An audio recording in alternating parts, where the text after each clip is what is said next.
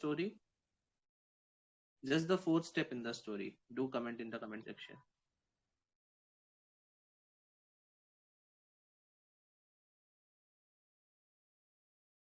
Whoever present yesterday.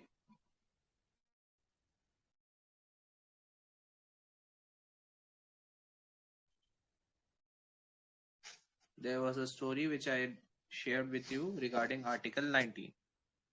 What was the fourth step in that particular story?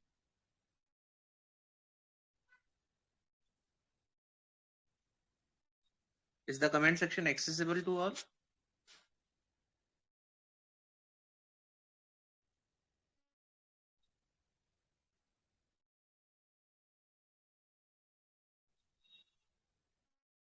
Great.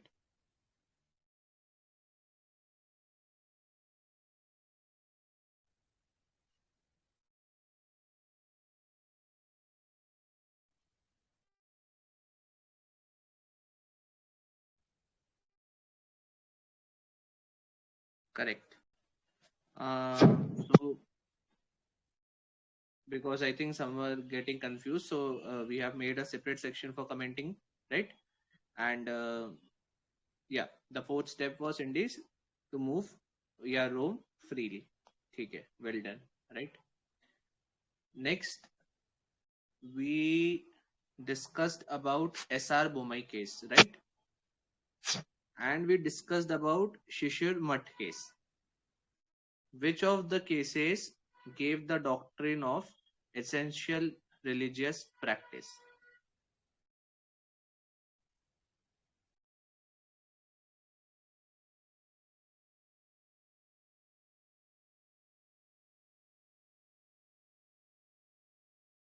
Again, I'll repeat the question.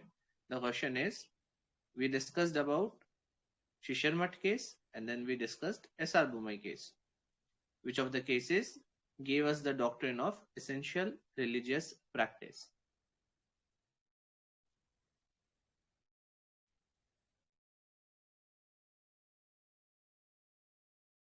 So I'll help you with the year. So remember, 1954 Shishir Mutt case. Remember the year 1954. So and so SR Bomai case was of 1994. Okay? Because 1954 comes before 1994 mathematically. It was in 1954 Shishir Mutt case we got the doctrine of essential religious practices. Okay?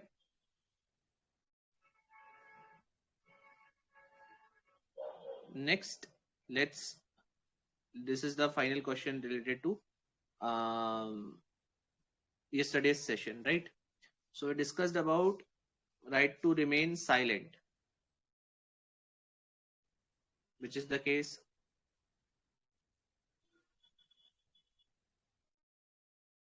Sorry, which is the article? I'm sorry.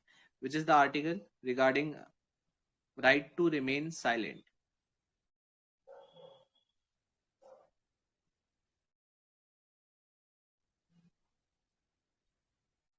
ठीक है, बढ़िया. It's Article 20, which is right against self-incrimination. And the case that I was recalling was Kaushal Kumar versus State of Uttar Pradesh and others. 2023 case. What was the special thing about this case?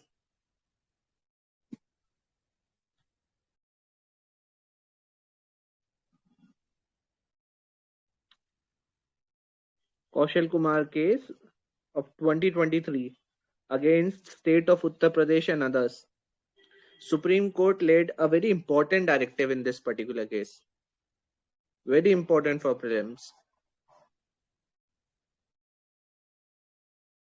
It changed the scope of a particular article or the application of it.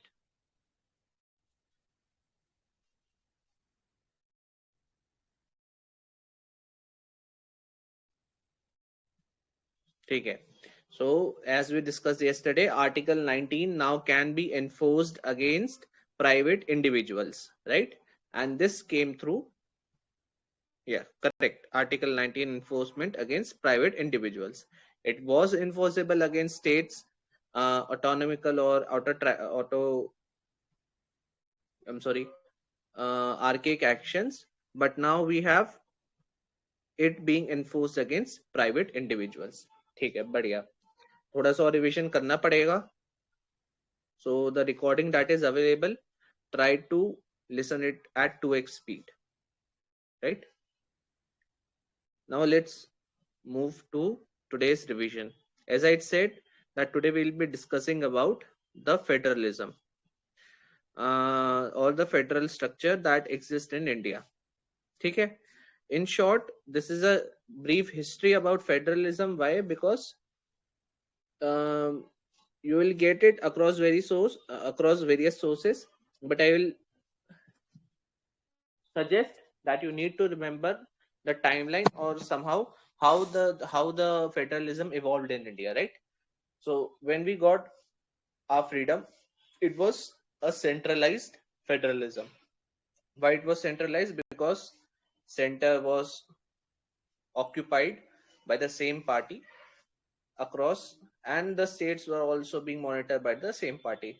All the directives used to come from the center itself, and hence we could call it a phase of centralized federalism. Then in 1960s 70s, we see a wave of change and various parties emerged, right? Then 1990 came, where LPG reforms were brought in, and it brought up the concept of competitive federalism. In 2010 or 12th Finance Commission, when it was recommending the funds for 2012 to 2017, it suggested that we need to move forward, right? And this scope, they gave the concept of cooperative federalism. Okay. Now we are also having collaborative federalism, and ultimately in 2047 we want sub-federalism or local federalism. What does it mean? That the local independent bodies, they must be empowered in such a way that they are able to govern themselves in the most efficient manner, and only those issues which are not solvable by the local governments, local independent bodies such as urban local bodies or rural governing bodies, panchayat, etc., they should be transferred to the level above, that is your state, and then maybe center. This whole hierarchy is generally denoted by a term. Could you guess which term I am talking about?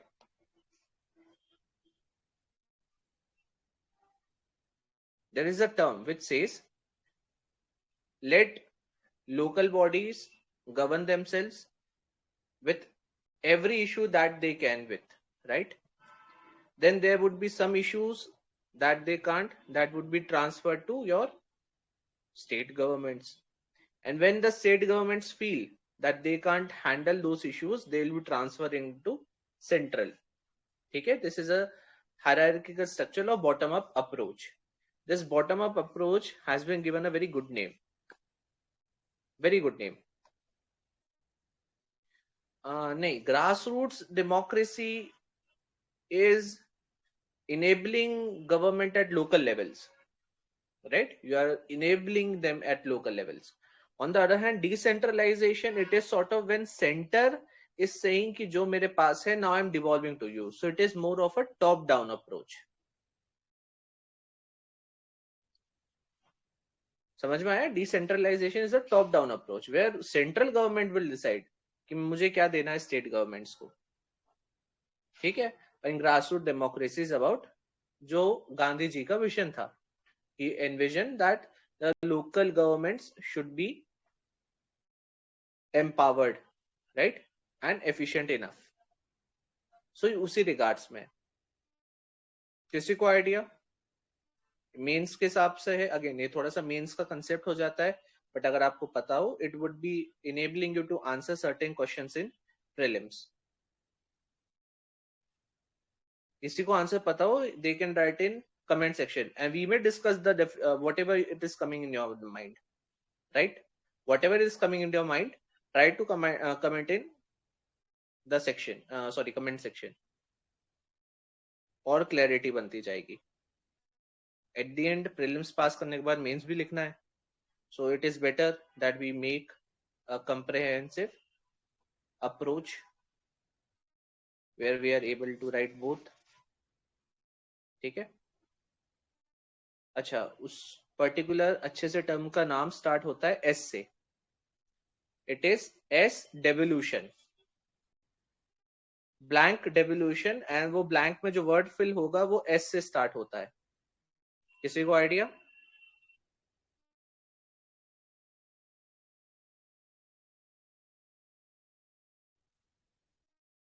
ठीक है. सो I know many of you know it, but you are not able to recall it. It's subsidiary devolution. Subsidiary devolution is a bottoms up approach. ठीक है, जिसको word समझ में आ गया है वो कमेंट सेक्शन में लिख देना ताकि उनको आज याद हो जाए. Whoever has understood what the concept of subsidiary devolution is, write it in comment section. Why? Because then you will be able to remember it now, from now till you are, I think, getting old. ठीक है, तो उसको जिसको समझ में आ गया subsidiary devolution, right it in comment section for your own good. जिसको नहीं आया, I will try to explain again. So what happens is, for example, there are local governments. जैसे I am from Indore, you people must be from Delhi, some must be from Mumbai, or the other cities that exist in India.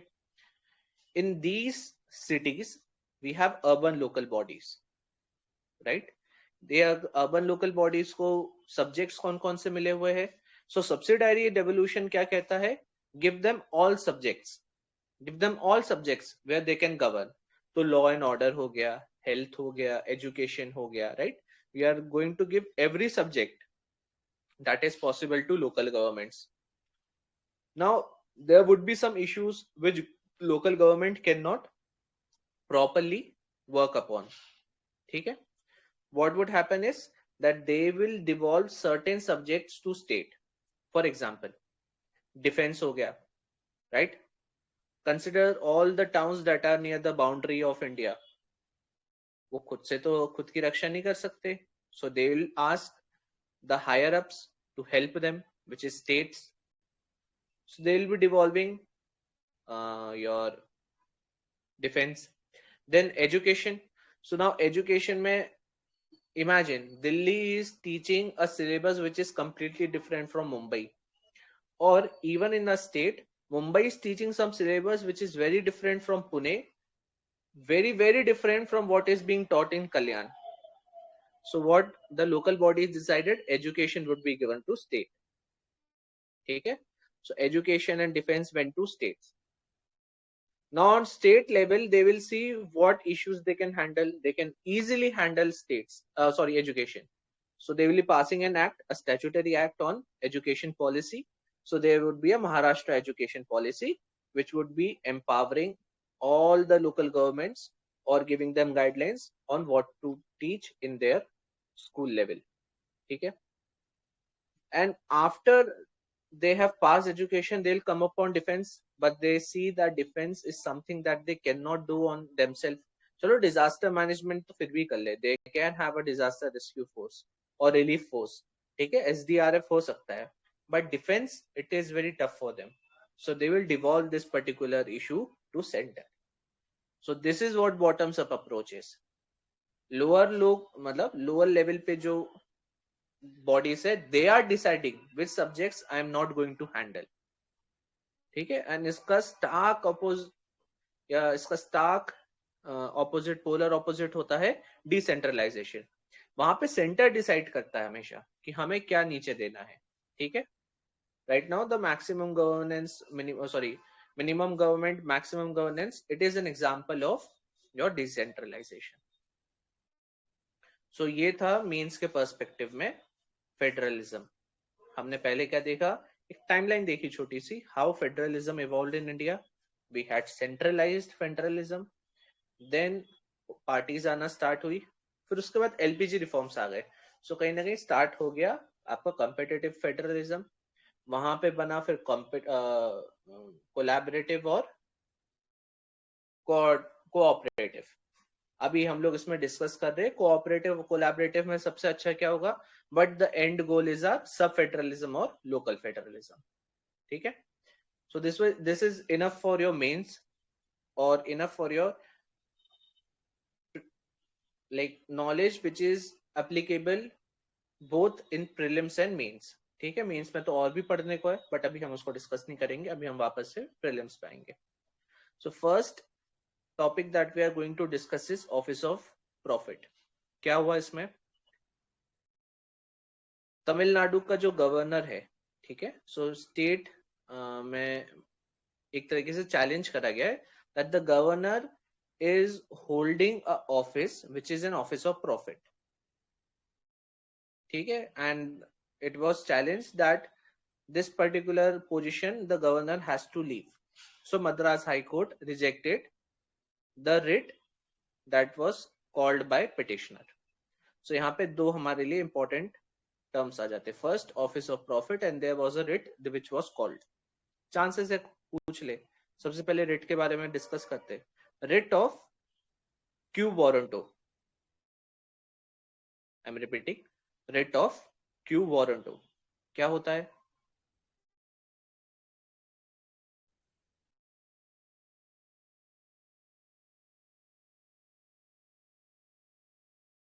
and also mention why मतलब it is applicable on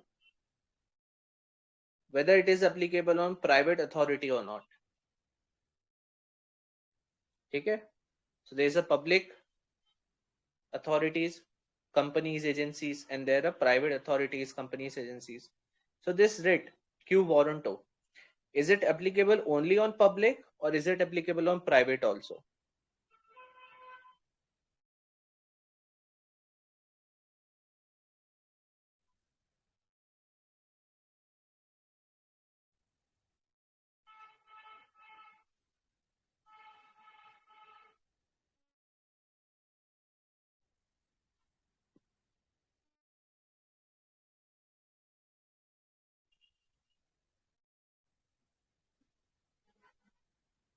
public public public, ठीक है,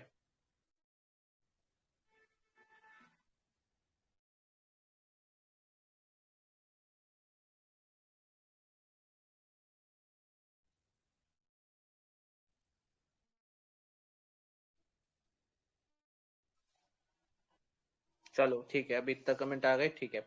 I thought someone else was writing also। हाँ, so it is Indeed for public authorities या public offices only. याद रखना, because we remember that हाँ private पे नहीं लगता है, सो इट इज डन, हो गया और कुछ जरूरत नहीं, but there is another office on which क्यू वारंटो can not be applied on, it is your ministerial office. ठीक है, why ministerial office, because it is an executive agency या एग्जीक्यूटिव बॉडी। सो क्यू वारंटो को एप्लीकेशन कहां कहां पे है, remember it is not only on public authorities, it is only on offices या only on positions which are established either by a act, that is either they are statutory or they are established by constitution। so अगर वो statutory bodies है या constitutional bodies है तभी quo warranto लगेगा, और इसलिए हम उसको क्या मोटा मोटी पढ़ लेते हैं public authority. but ministers are a public face too, they are public agencies too, but a ministerial office cannot be challenged under quo warranto because they are not established by any statutation or constitution। ठीक है, clear, आगे बढ़ते हैं, हम आते हैं office of profit पे। सो क्या ऑफिस ऑफ प्रॉफिट मेंशन्ड है कॉन्स्टिट्यूशन ऑफ इंडिया में?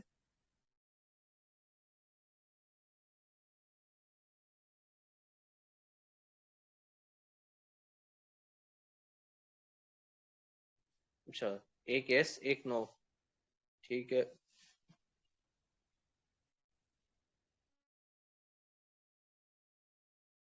My question is office of profit mentioned in Constitution of India?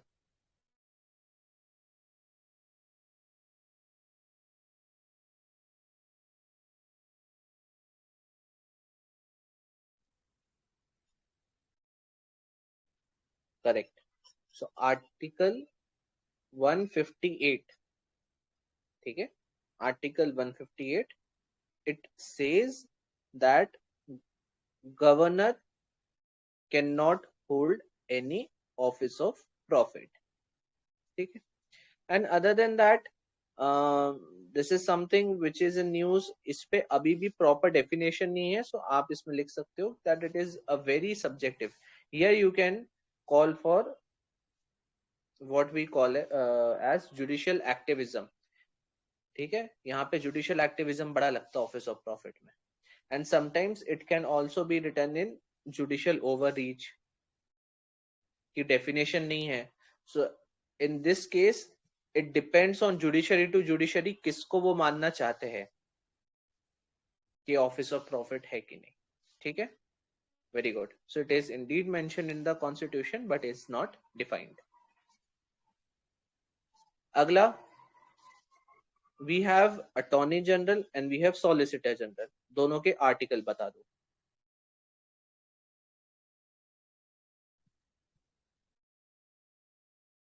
हमने पहले भी डिस्कस करा था.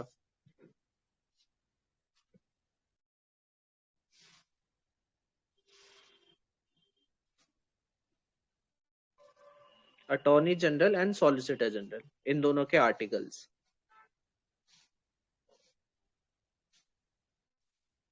ठीक है? So article 76 is indeed of attorney general and solicitor general.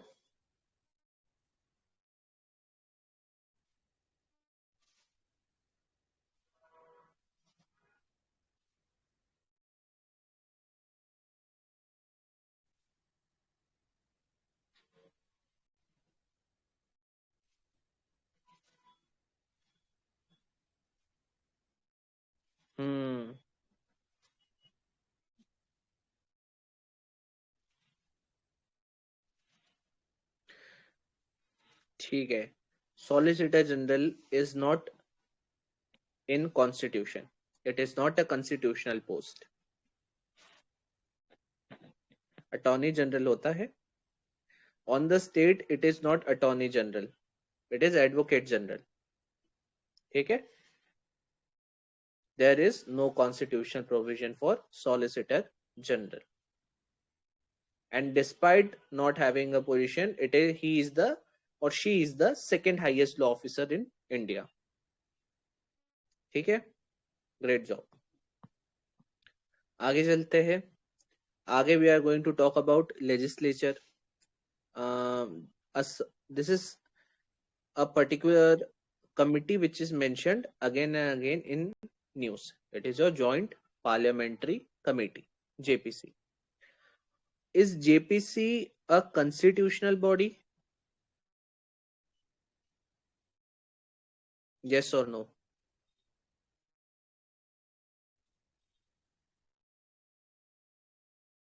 बड़ा सिंपल क्वेश्चन है. Is joint parliamentary committee, JPC, a constitutional body or not?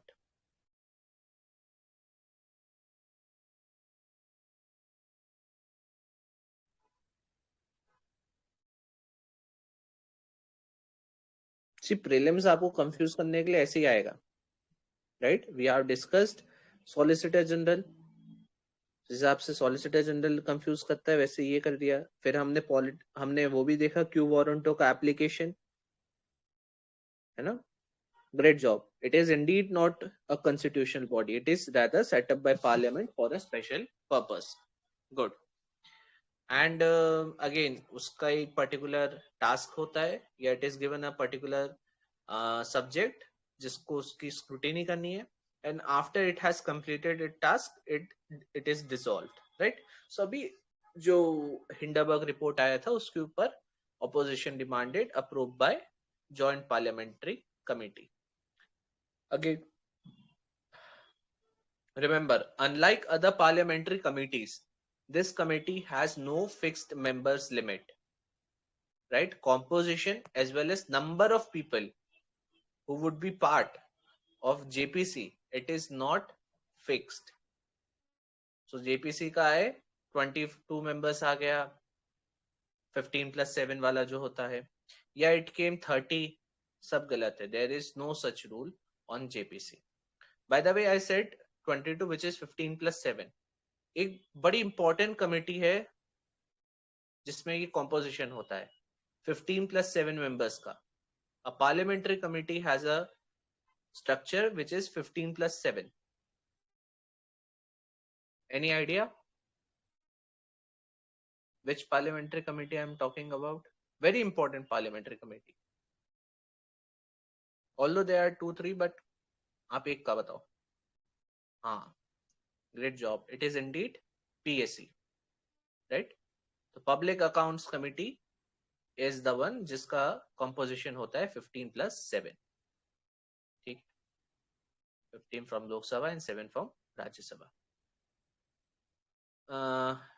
Next, already हम आर्टिकल 105 को डिस्कस कर चुके हैं कि there was a speech delivered, उसमें से कुछ कंटेंट को एक्सपंज करा गया या काटा गया from the records, right? It was omitted. So we have discussed article 105 very briefly, and I don't think we need to focus much upon it. Next, let's talk about a concept which is your delegated legislation. Any idea what does delegated legislation means?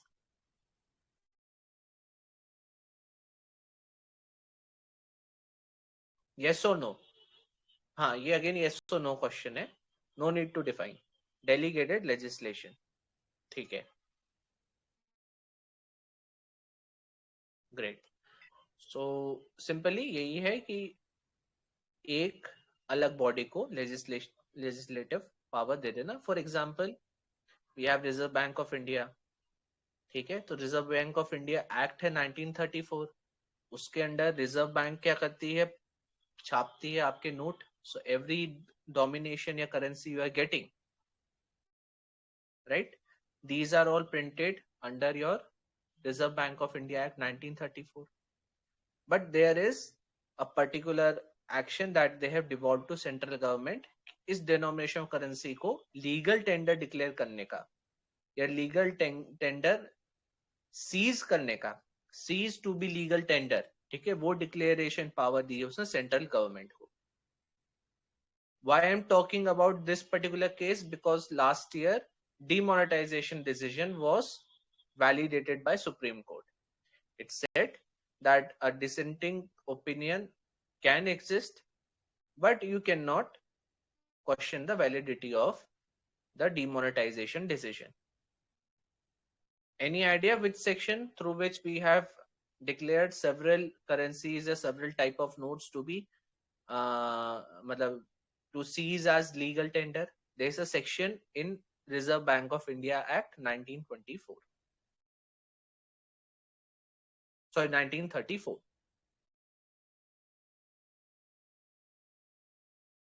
चलो, थोड़ा सा tough है.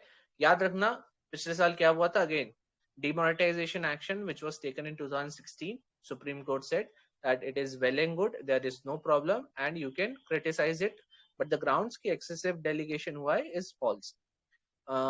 This was done through section 26 of Reserve Bank of India Act 1934. ठीक है, इसके through central government ने कुछ particular denominations को लीगल टेंडर की कैटेगरी से निकाल दिया था. This is why delegated legislation was in news. Next, we saw how many disqualifications happened this year, right? For example, there was Raghav Chadda, right, who was disqualified. Who was suspended. Then there were some who were disqualified from the Lok Sabha itself, right? The person we are mentioning is the opposition leader right now, Rahul Gandhi. So he was disqualified temporarily because he got a 2-year jail sentence in a defamation case. So भली ही supreme court ने उसको reverse कर दिया, हमारे लिए तो topic बन जाता है कि when a lawmaker is disqualified, what happens? सो कब कब डिस्क्वालिफिकेशन होता है? We already discussed office of profit, ठीक है, we already discussed office of profit which is mentioned in constitution. I need two more grounds on which an MP can be disqualified. 3 में से हम office of profit discuss कर चुके हैं. There are 2 more grounds on which a MP is disqualified.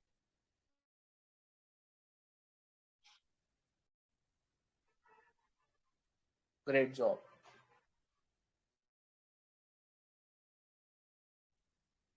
बहुत बढ़िया. So हाँ, see if you are typing, किसी ने पहले आंसर टाइप कर दिया है उसके बाद भी टाइप करके खत्म कर दिया करो, नो इश्यूज, है ना, लिखते दिया करो, don't halt your typing from next time. अभी तो ठीक है, चलो हो गया. From next time if you are typing something and you see someone has answered, कोई प्रॉब्लम नहीं, you still need to type because it is coming out of your system. It is much healthier if it comes out of system. अंदर रहेगा, so it is not very good. ठीक है. So यहाँ पे the perfect answer was given. एक है anti defection law and other is जब आपको क्रिमिनल कन्विक्शन होता है, जैसे राहुल गांधी के साथ हुआ था in the defamation case of Modi sir, right, that is covered through RPA act of 1951. So we have 3 conditions. One is office of profit mentioned in constitution. We have 10th schedule regarding anti-defection, and then we have RPA या Representation of People Act 1950, जिसके अंदर criminal conviction पे भी आपसे membership वापस ली जा सकती है, which we saw in the case of Mr. Gandhi. ठीक है. अब there are number of offenses जो देके रखे हुए हैं, tidbits है, if you have time तभी पढ़ना. It is not advised कि आप इसको पढ़ के जाओ for prelims, ठीक है, because again in polity they do ask about your concept. They rarely are interested whether you can recall a particular article or not. This is the habit in state PSCs. ठीक है. अब हम आ जाते हैं राघव चड्डा वाले case पे where he was suspended. So there he was suspended under a particular rule of Rajya Sabha. No need to recall the rules. But now we know that any suspension that is happening, it is happening as per the rules which are laid in Lok Sabha and Rajya Sabha. It is not a constitutional provision. ठीक है. Now we also saw that sometimes House, for example, suspended Sanjay Singh, but afterwards they recalled him. ठीक है. So if speaker has suspended a member, let's assume, ठीक है, that there is a member XYZ, he was suspended by speaker. What happens next? Revocation plea would be placed. Speaker would not decide it unanimously. It would be done by House. So suspension may happen by the seal of speaker or the chairman, but the revocation is done by the voting of House. This is the reason why many of the members who are suspended, they later comes back, because everyone is brother in arms in parliament despite being on different political ideologies. They are all brothers and sisters. So at the end of the day, when it comes to House, everyone votes ki, yeah, revoke the particular suspension, no issues. So here we came to know another point. What? Speaker authorizes the suspension, but the revocation is authorized by the House. Cool. Let's move forward. We discussed about ethics panel. Again, the formation of ethics panel, what it does, not important. As I discussed before too, the ethics panel is a committee, or ethics committee is something which is constituted by speaker. Particular issue is presented before it, and it will recommend to speaker what to do. Remember, it is not going to recommend it to House. It would be recommended to speaker, because speaker ने committee बनाई है. And this is the case of major committees. Most of the committees, what they do, they are constituted by the speaker itself. I'm only talking about when it is specific to a house. PAC is a mixed committee, 15 members from Lok Sabha, 7 members from Rajya Sabha. So PAC के case में नहीं है. But for example, we have estimates committee from Lok Sabha, 30 members completely of Lok Sabha, right? Ethics committee बन गई. Ethics committee can be made by speaker of Lok Sabha and chairman of Rajya Sabha. दोनों में ही 15-15 members होते हैं respective house के. And when they are going to recommend on particular issue, the recommendations are forwarded to speaker. Do not get confused. Okay, they are not going to give the decision, they are only going to give recommendations to speaker. And finally, we are going to discuss about office of whip. Okay, why whip is important? Because not only there was a political crisis in Maharashtra, but we also saw recently when Rajya Sabha seats were the voting on Rajya Sabha seats were happening. This is the issue of yesterday only, right? And today, when particulars on particular seats voting had to happen, and some political members, they went against the whip issued, right? So this becomes a very important topic from perspective of anti-defection law. Becomes a political story or a very good story to discuss about. But as an aspirant from prelims point of view, what we need to recall from office of whip, pehli baat, I had discussed two words, from which one word is very important for whip. It is called condone. Quickly write the definition of condone.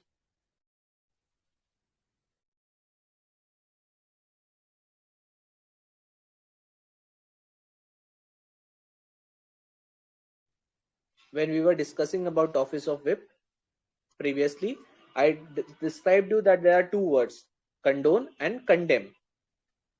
In that, condone is the specific word that we are looking at when it comes to whip or defection. What is the definition of condone? Correct. Great. Right. So condone is accepting or approving a particular action. Maybe sometimes with a little bit of disapproval in the tone. But at the end, it is acceptance of the decision taking. So, for example, Shashi Tharoor is an MP from Thiruvananthapuram in Kerala.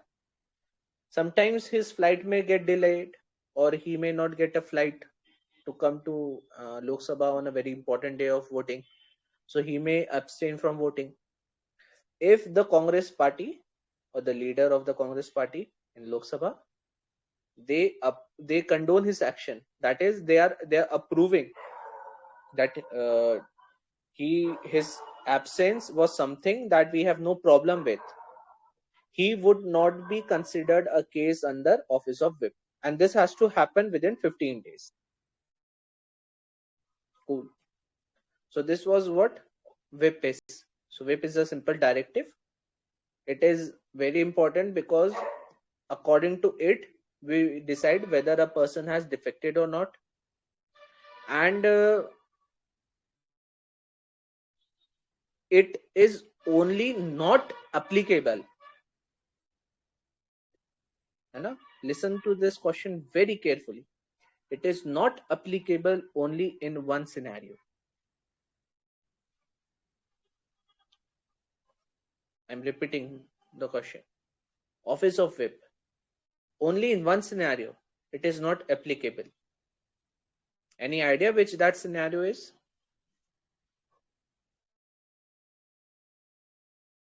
Great. So presidential elections. In that, you cannot instruct your MPs and MLAs on how to vote. Whip is only not applicable when it comes to presidential elections. Good. Yeah. Now, as we discussed previously also, which is the Amendment Act through which Nari Shakti would get 50% of reservation?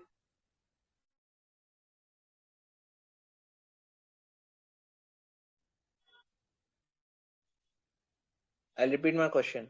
Amendment Act through which Nari Shakti would get 50% reservation.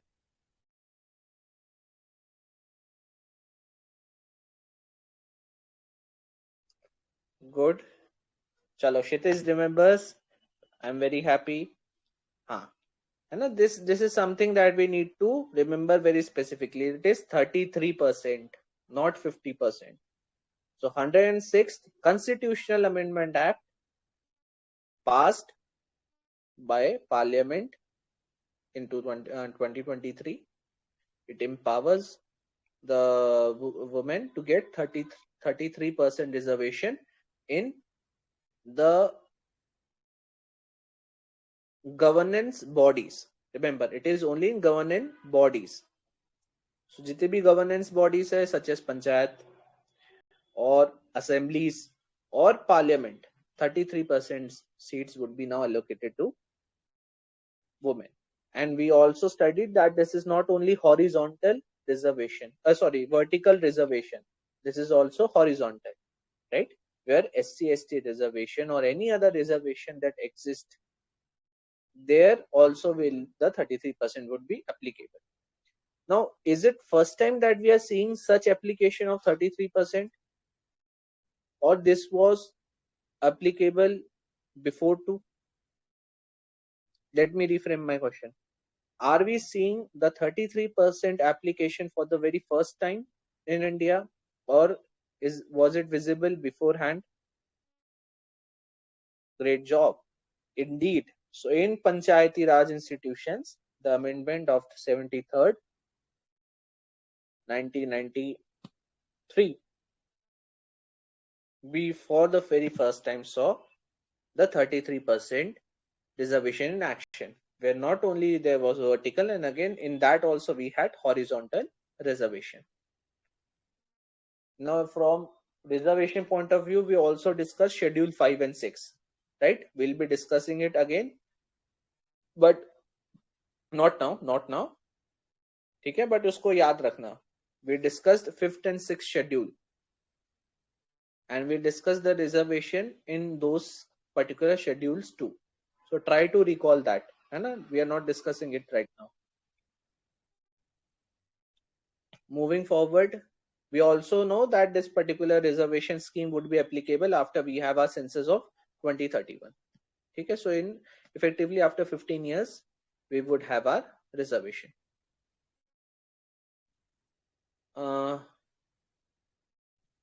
Remember, there would be rotation. This is very important to remember. There would be rotation. So if the question comes in prelims, एक तो हमने वो बना ही लिया. एक minute, मैं एक minute answer करा. So एक तो हमने बना ही लिया कि 33% रिजर्वेशन पंचायत में है. So not the first scenario. So I have prelims में statement, हाँ, in panchayats we have 33% reservation scheme. Second, it is rotatory, मतलब the seats have to rotate, right? You cannot delimit the certain seats से हमेशा जो member बैठेंगे they would be of a particular caste or SC or ST, because 33% reservation देना नहीं है ना, rotation necessary.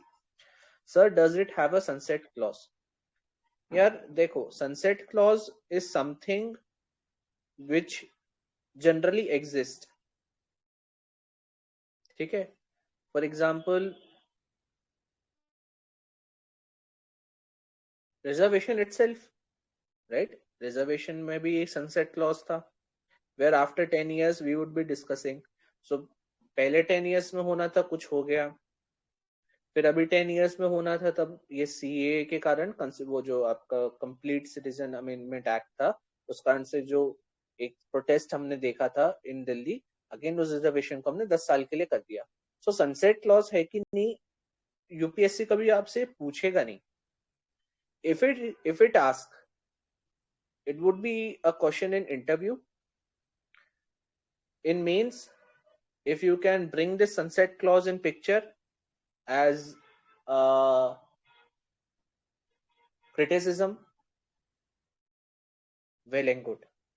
But UPSC really does not ask sunset clause. For example, in women reservation also we would be having sunset clause, no doubt. किसी भी reservation में sunset clause तो होता ही होता है. But the thing is, in practicality, remember, equality, as I mentioned before also, right? Equality is a term which is very revered, but it is very utopian. Utopian का मतलब पता है ना? It is very idealistic. But equity is something which is on grounds, which makes society more justiciable. So equality can be achieved on the basis of equity. So ये जो reservation है ना, ये इक्विटी का स्टेप है, equality का नहीं है. So इसका सनसेट क्लॉज हो ना हो, because it is helping many people to come out of the social barriers, right? इसका सनसेट क्लॉज भले ही हो, it may be that it will be getting extended because it is helping people to come out of certain social barriers. ठीक है. And always have a question prepared from mains point of view. Is reservation good or bad? उसके लिए आप क्या करोगे? उसके लिए you have to stay updated for Supreme Court observation. For example, अभी सुप्रीम कोर्ट ने एक ऑब्जर्वेशन दिया रिजर्वेशन के केस में. क्या था? Can anyone write in comment section? अभी पिछले महीने की बात है, पिछले 2 महीने की बात है. Supreme court gave an observation regarding reservation.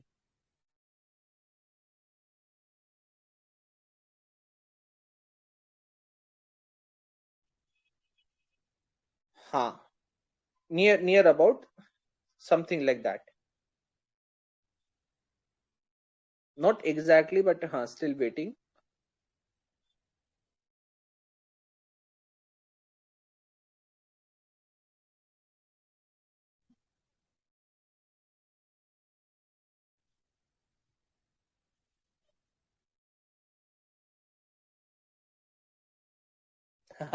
हाँ ठीक है. सी हाँ, देखो दोनों ही सही है. सुप्रीम कोर्ट ने बिल्कुल कहा there should be a sub categorization SC ST and then like we have a commission through article 340 for OBCs. We are trying to see ना कि अभी भी वो कौन सी कास्ट है which are still being historically or which have still been facing discrimination a lot, right? Similarly उन्होंने बोला SC ST में भी देखना पड़ेगा. And then it also said रुपए सर्विसेज में जो लगा के आ रहे हैं उनके बच्चों को कहीं ना कहीं वो रिजर्वेशन आगे नहीं मिलना चाहिए because whatever the concept of supreme court में भी. ठीक है. पहली बात तो we will be writing it in a very beautiful manner, rationalization of reservation. So supreme court ने जो भी बोला ना, it is a rationalization of reservation system. ठीक है. सुप्रीम कोर्ट ने बोल दिया, it is our final verdict. So अगर मेंस में क्वेश्चन आता है, प्रिपेयर करके रखना है ना. Think, do not think that this particular question is something which is divisive or something like that. ठीक है. आपका जो भी हो, whether you are taking or not, keep those things aside. जो भी आपके व्यूज है ऑन रिजर्वेशन, मेंस में तो हम नहीं लिख सकते. मेंस में हमें तो वही लिखना है which bring us marks. So generally ऊपर वाली बॉडी में मुझे नहीं आप लोग क्या लिखोगे. For that you have to prepare a little bit. But in the conclusion, what Supreme Court said, you need to bring it almost as it is. And it is the case not only in reservation, but in every case where Supreme Court has given a verdict. For example, electoral bonds. If the question comes in means, electoral bonds तो बड़े अच्छी चीज है, क्या उसका हटाना आप support करते हो कि नहीं. And let's say it says that the tone is something like that where you have to bring the support for electoral bonds, that हाँ उसने anonymity लाई थी, it prevented the direct action of any political parties, right? Because you didn't know कौन आपको fund दे रहा है. So state में अगर आप एक कॉर्पोरेट आया, अगर वो काम कर रहा है तो उसको आप कॉन्ट्रैक्ट दे रहे हो on the prima facie. You are not now going to arm twist the corporate or bring the rate tapeism ताकि वो आपको fund they. So anonymity was a very big thing which brought this. But हम conclusion में तो वही लिखेंगे जो supreme court ने करा है. क्या करा? सुप्रीम कोर्ट ने बोला कि it is wrong. So जो word to word verbatism supreme court ने बोला है उसमें से मैक्सिमम हम अपने कंक्लूजन में लिखेंगे. ठीक है, लॉ समझ में आ गया. How to write mains answer specially for current affairs. Whatever Supreme Court said सोचना ही नहीं है. It is our conclusion. ठीक है, तो चलो will be moving forward. Sunset clause का समझ में आ गया. I think in women's case it is 15 years if I am not wrong. Probably it is 15 years or something like that. ठीक है, और उसमें भी हम रिवाइज करेंगे और देखेंगे कि आगे एक्सटेंड करना है कि नहीं. ठीक है.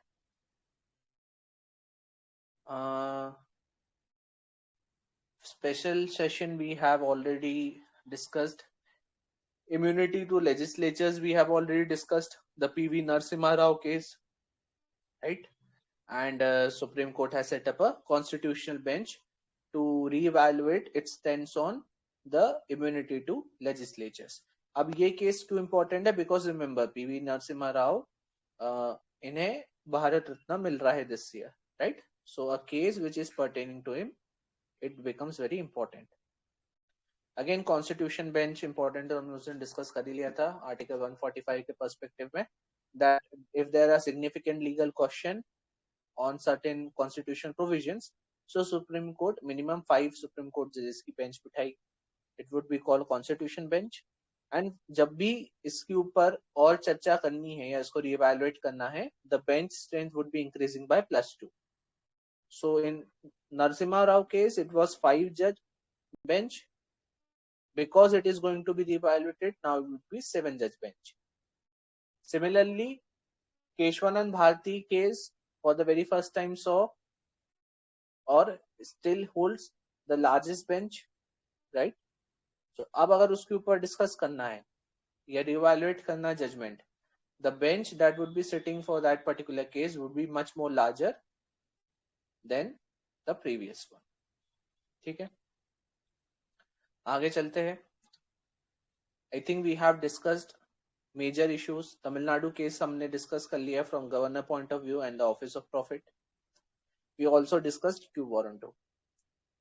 Governor के केस में I will recommend that it is more a mains topic again, because government is something governor is something which is constantly in news, and where states are saying that they are not performing their action or they are acting in a way which is almost like an agent of center, right? So आपको governor से related थोड़ा सा mains perspective में content बनाना है. In case you are facing any problem, message ultimate ma'am, right? And we'll be trying to give you some content on governor, because it would be again not only important for mains but आपका ये prelims में भी थोड़ा सा mind को broad करेगा, because again prelims is where your polity concepts are checked. ठीक है, so governor भी हमने कर लिया. चलो अब हम आज का लास्ट टॉपिक करते हैं, बिकॉज एक है NCR amendment act.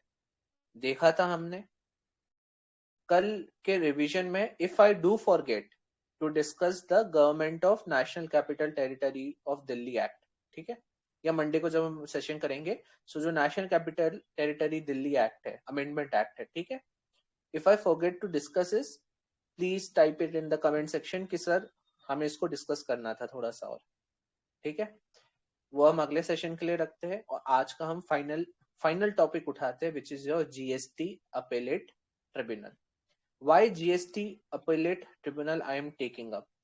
So today when I was reading interim budget, there was a very good line, और there was a fact that was proposed by our union finance minister. She said that for the 7th time 1.6 lakh crore के ऊपर का GST collection हुआ है per month. ठीक है, सो monthly collection 7 time 1.6 lakh crore के ऊपर गया है. सेकेंडली शी सेड दैट जो हम रीएम्बर्समेंट कर रहे हैं उस कारण से टैक्स बुयोंसी जो है वो 1.22 है. Tax buoyancy again is a economic concept. I am not sure you would be knowing about it, but if someone knows what tax buoyancy is, type yes in the comment section. है ना, 10 second का time है. जिसको tax बुयोंसी के बारे में पता है टाइप yes.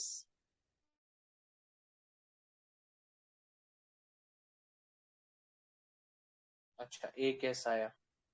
ठीक है, हम इसको डिस्कस करेंगे economics. Do not worry, we will be discussing it in economics because it is mentioned in our interim budget speech, so chances है it may come in our prelims. ठीक है, because two people have said text buoyancy they know. Can you give me the shortest definition possible for it or efficient definition जो सबको समझ में आ जाए? What is tax buoyancy?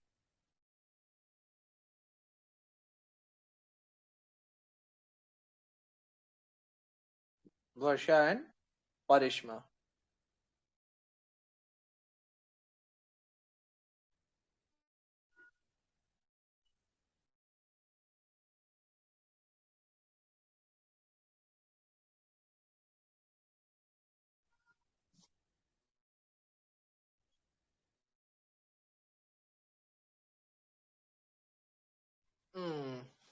अच्छा, ठीक है. Tax collection in respect to tax base,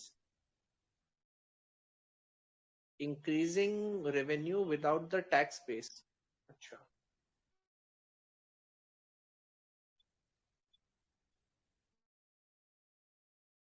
और मैंने चलो ये पूछ लिया टैक्स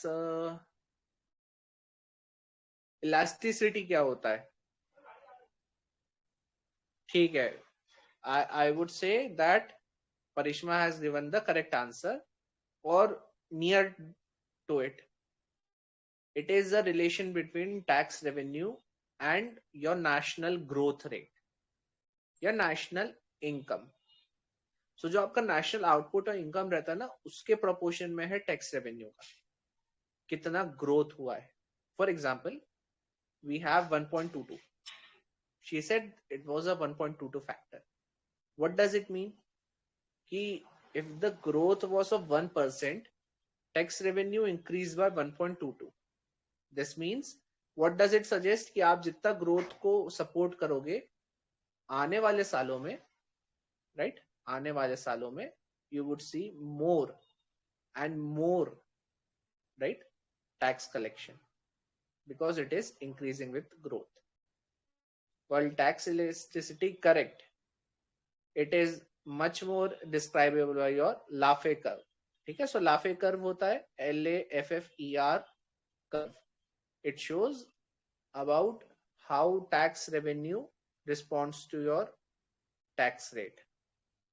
ठीक है, और फिर एक पॉइंट रहता है which is your optimum point. सब गवर्नमेंट्स कोशिश करती है अकॉर्डिंग टू एरा उस पॉइंट को ढूंढने की where you will get the maximum tax collection.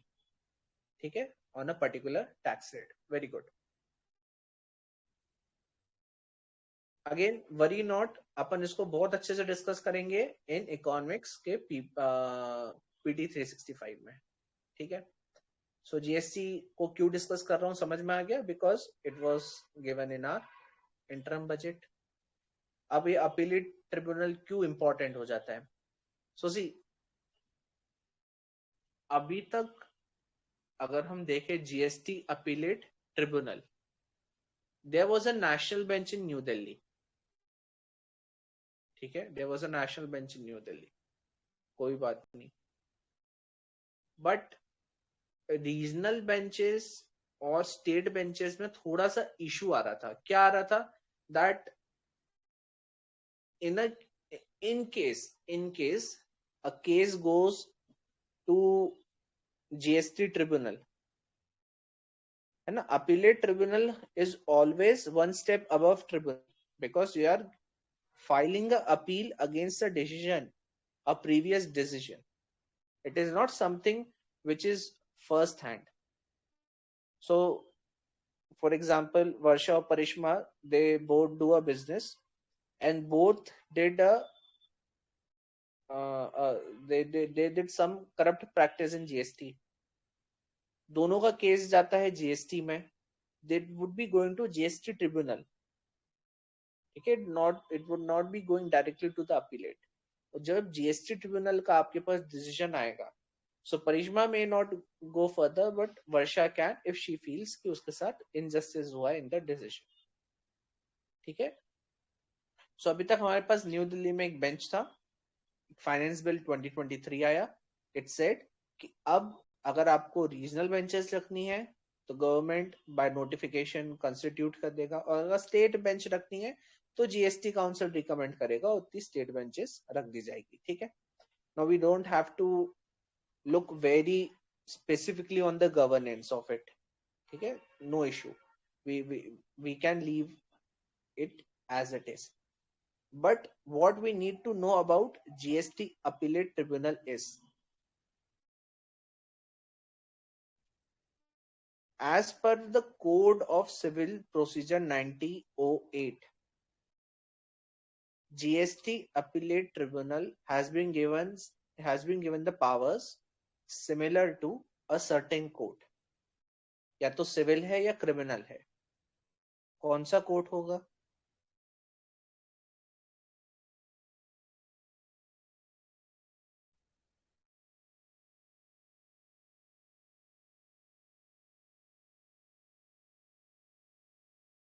ठीक है, याद रखना मैक्सिमम कोर्ट जो होते हैं वो सिविल कोर्ट ही होते हैं. This you need to remember. So it is not only specific or important for GST-80, it is also important कि आप याद रखो, कहीं भी कोई भी काउंसिल या ट्रिब्यूनल आपके बारे आप पूछते हैं, ठीक है, कि whether this tribunal has been given powers or not or something like that, उसमें most tribunals have been given the powers or given the accordance similar to civil court. Do not get confused with it. Cool. So आज का session हुआ over. This was the last article. We'll be revising some part of it again in our next revision session. If I do forget, kindly recall kindly remind me about National Capital Territory का Amendment Act. ठीक है. So this was it. Kindly now you can now post your queries in comment section